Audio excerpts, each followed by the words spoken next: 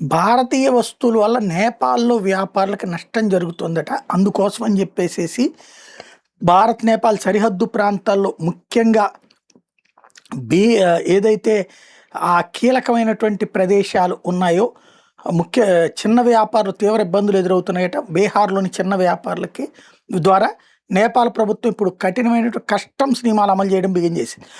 ఎవరైనా వ్యక్తులు సరిహద్దు దాటి తీసుకువెళ్ళే 100 కంటే ఎక్కువ విలువైనటువంటి భారతీయ సామాన్ల మీద ఇప్పుడు ట్యాక్స్ కట్టాలంట. ఇంతకుముందు నేపాల్ ప్రజలు సరిహద్దు దగ్గర ఉన్న బీహార్ షాపుల నుంచి నూనె, పంచదార, ఇంటి సామాన్లు వంటివి చిన్న మొత్తంలో కొనుగోలు చేసి తీసుకెళ్లేవాళ్ళు.